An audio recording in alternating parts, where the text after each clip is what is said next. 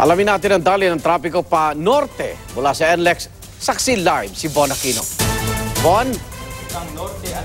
Yes, Igan, light to moderate pa rin ang traffic dito sa North Luzon Expressway. Sa Balintawak Toll Plaza ay nagkakaroon po ng build-up ng mga sasakyan. Samantala sa Mindanao Toll Plaza naman ay maluwag pa ang daloy ng trapiko para sa mga motorista. At bago rito ay nadaanan namin yung mga pasahero na naghihintay ng provincial bus sa EDSA Balintawak.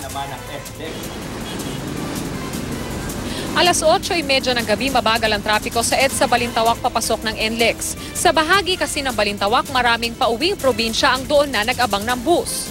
Gagaling lang namin sa trabaho eh. Tapos dumiretso na kami papunta rito. Tapos mahirap rin sa kayan eh. Hindi kami basta-basta nakakasakay. Basta makarating lang sa probinsya kung saan pupunta. Kung wala po kami masasakayan, pupunta na po kami sa bus station.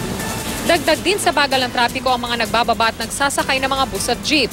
Pero lumuwag na ang trapiko sa NLEX kung saan nagdagdag na ng collector sa Balintawak Toll Plaza at Mindanao Toll Plaza. 7 aksidente naman ang naitala mula alas 6 ng umaga hanggang alas 10 ng gabi, kabilang ang tumaob na truck. Kung maaksidente o masiraan, may libreng serbisyo mula April 12 hanggang 16 sa mga piling lugar sa NLEX, SCTEX at Cavitex.